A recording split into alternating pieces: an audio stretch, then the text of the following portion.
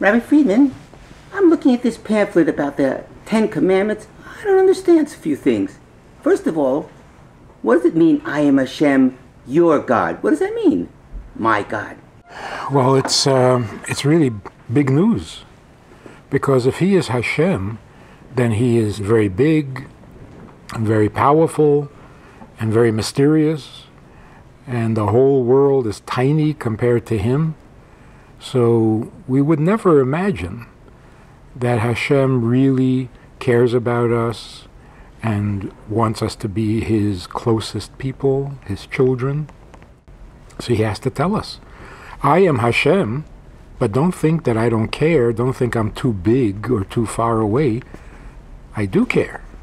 And I want you to be my people and serve me. Does that make any sense? Let me think about it a little bit. Go ahead. Think.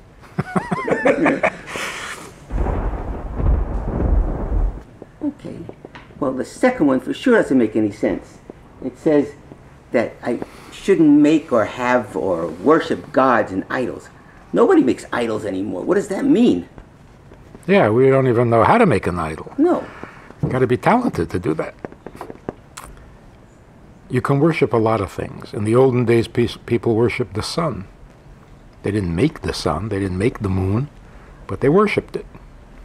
People also produce statues that remind them of the sun or of the moon or of Hashem. And you're not allowed to do that. Anybody does that today? Yes, many people do that today. Many people think that money is something to worship, or fame, or being cool, or doing weird things just because you can. Some people actually think they're God, and they are Hashem.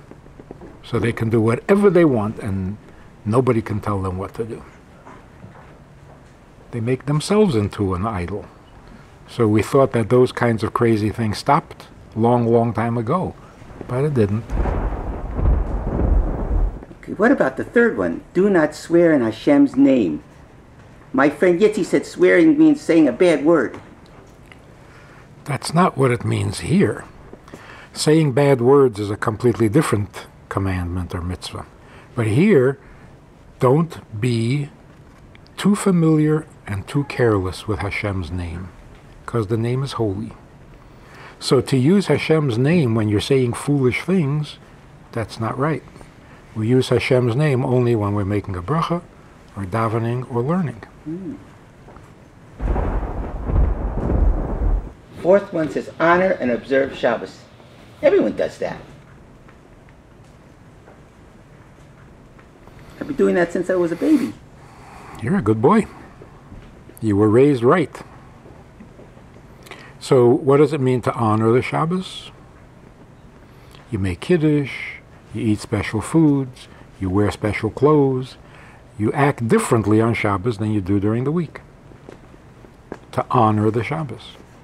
You even think about Shabbos during the week, like buying food for Shabbos before Shabbos, getting the clothes cleaned and laundered before Shabbos. So Shabbos is always on your mind because the whole week was created for Shabbos. See. What about the fifth one, honor your father and mother? I mean, they're supposed to take care of me. Isn't that their job? I have to honor them for that? That's a very difficult mitzvah to fulfill because you have to honor them so much that there's no end. How old are you now? In puppet years or people years? In people years. People years, let's say 8.5. 8.5. When you're 8.5 years old, there are certain things you can do that you couldn't do when you were 6 or 5 or 4. Anything you can do yourself, you should never ask your mother to do for you. As soon as you're old enough and can do things for them, you must. For example, carry their bag. Don't let them carry it. You carry it for them. That's a really big mitzvah if they let you do that. Bring food to the table so that they don't have to get up for them to eat. So anything you can do to make their life a little bit easier, that's called honoring. If you can do something for your parents, that makes you into a real mensch. I know, you're just a puppet. Lo tirtzach, do not murder. Rabbi Friedman, that's a mitzvah. Everyone knows you're not allowed to kill anybody. Everybody knows, but not everybody listens. People are being killed in the world. Very bad things are happening. So we need to teach people what they should or shouldn't do, and we can't depend on them already knowing. But also there are other ways of hurting people, which is as if you killed them, that you make them lose interest in life. If you take away their happiness and they don't want to live, that's like as if you killed them. So if you insult somebody in public and you make them really, really embarrassed, that's almost like killing them. If you take away all their money and leave them with nothing, that's almost like killing them. So we got to be careful not to kill people in any way, not just with a gun. Wow, I never thought of that. What does the seventh mitzvah mean? Lo tinof.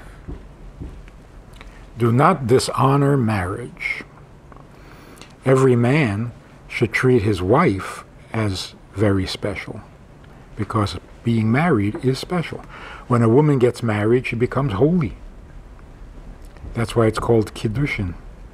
So a husband has to be very careful to honor his wife and to be good to her and to make sure that her life is easy and happy.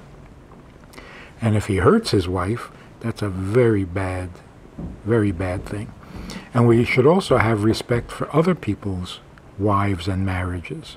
Never interfere with somebody else's marriage. Never insult a husband in front of his wife, or insult a wife in front of her husband, because being married is holy. Lo tignov, do not kidnap. Kids not allowed to take a nap?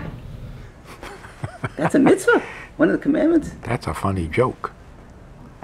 You're not allowed to steal people.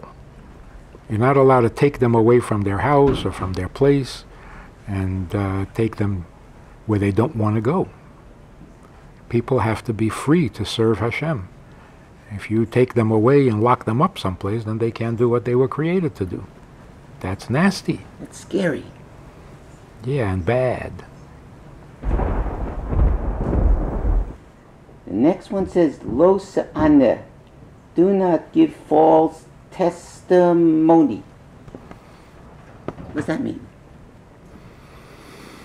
It means don't tell lies about people and get them in trouble.